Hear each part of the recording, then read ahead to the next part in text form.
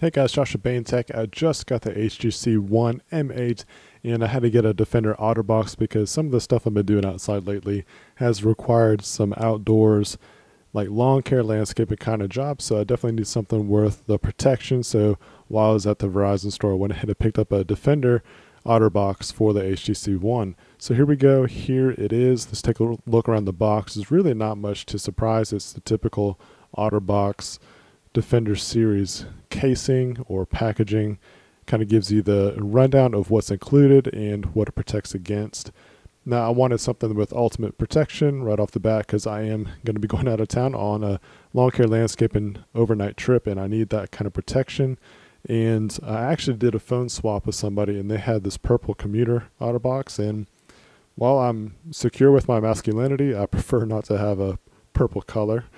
So here we go, got the packaging here. Let's go ahead and get it unboxed and put this all on. So here we are, just got to kind of get rid of this packaging, see what this is. I think it's just going to be your standard paperwork or pamphlet, basically a brochure describing what the OtterBox is all about.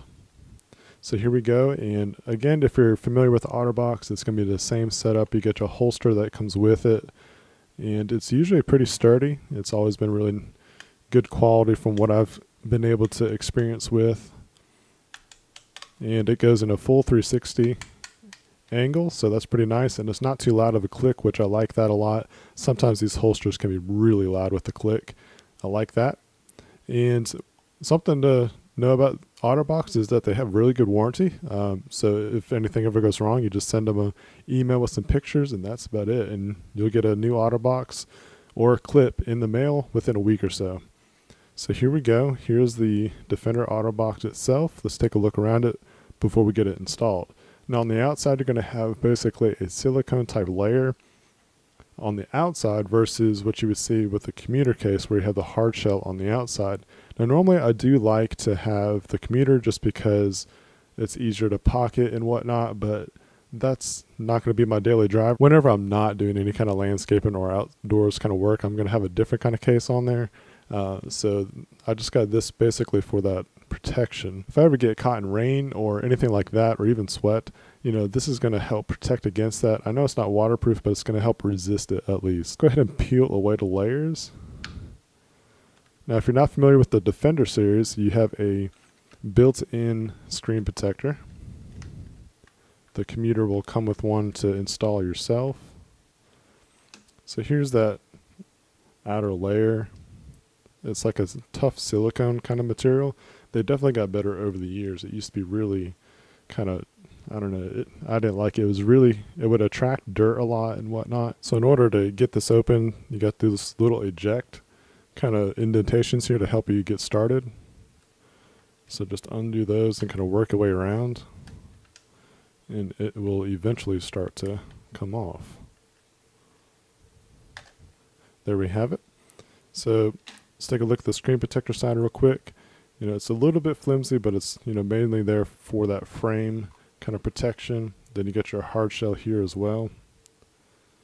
It's got a nice soft padding on the inside that helps protect that, you know, the metal that the HTC One has. It's not going to get scratched up with that right there. It's going to be nice and pillowy. One thing that I like to do before I get it installed is, one, make sure that your screen is nice and clean.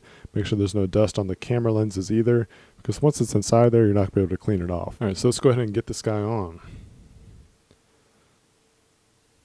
Be sure not to touch the screen as much as possible. It should just lay in there just fine. And take your second piece here. It should just snap on in. You can hear the snaps going on. Just work your way all the way around. Make sure that it's connecting at all its pieces. You don't want any loose ends. That way dust will help stay out, and you know that you got a good working OtterBox that's not defective in any way. Alright, it seems like I got all of the edges and connections all put together. Let's go ahead and put the silicone layer back on and just kind of start wrapping it around.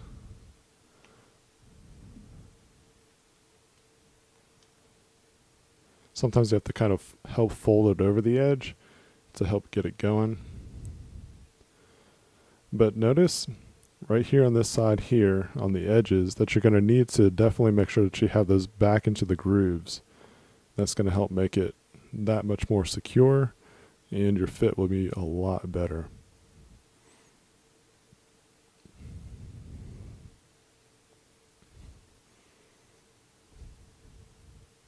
You also have some dust covers here, so make sure those are in the correct spaces as well. Looks like everything's where it needs to be, so let's go ahead and take a look around the case itself. Now this is black, so it's kind of hard to show off a little bit, but do the best that we can. Let's take a look at the back real quick. It does have a nice soft rubbery feel. I think it should fit in and out of pocket, you know, relatively easy. It's a lot better than what they've done in the past. You got cutouts for everything that you need on the back with both cameras and also speakers and sensors, your LED light as well. Now, I don't really particularly care for having this whole area open, so, you know, hopefully no dust or anything like that gets scratched up right there.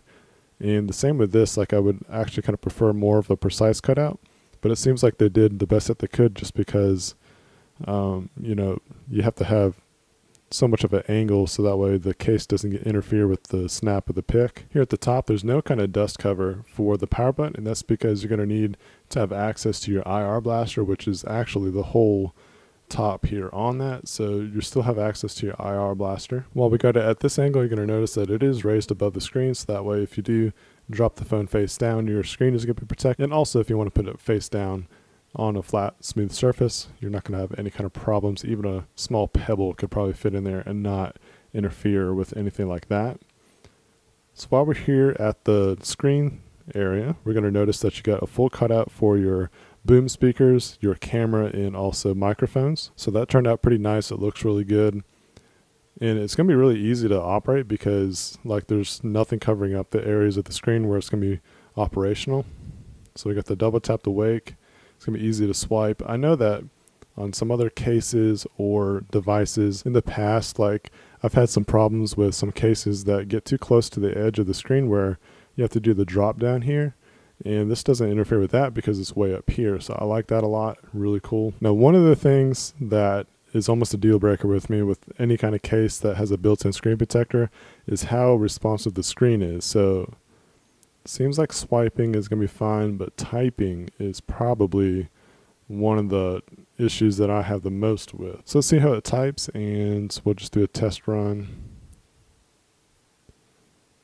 Seems like it types okay, but I am noticing that there is a little bit of an air pocket between the screen and the screen protector. See if I can get a close-up shot for you. You can kind of see that play right there, and that's what I mean. So I do have another screen protector installed on it. That might be an issue, but this is something I kind of see a problem with these cases, is that they have an air pocket, and I can't stand that air pocket. So I'm just glad that this is just going to be for the times where I need it and not necessarily going to be my daily driver. All right, so on the bottom we got access to our USB connection and also our headphone jack. Pretty good area here. You should be able to fit just about any size headphone jack. Headphone jacks are getting pretty good about being pretty thin these days, so you shouldn't have any issues with that. The other thing that would be a deal breaker for me is the ease of the buttons that end up being covered.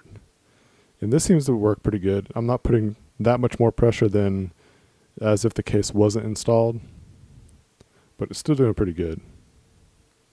So I like it, not too bad. I do wish that there was a button cover here, but I understand because of the IR blaster. Alright guys, so this has been a review on the OtterBox Defender series for the HTC One M8. It's a decent case. It's going to be basically there to do its job for what I want it to do, which is protect from drops and, you know, major stuff that could happen while I'm doing lawn care type service and landscaping and whatnot. So it's going to do the job. I trust it. It's a worthy brand, and if anything ever goes wrong with the case, I can always do a warranty claim on it, and that's one of the best perks about OtterBox, and it's usually hassle-free. I'll have a link in the description of where you can pick one up. Really good prices on Amazon. I hope that you enjoyed this video. If you did, please give it a nice thumbs up, and if you haven't subscribed yet, please do so you can see more videos like this.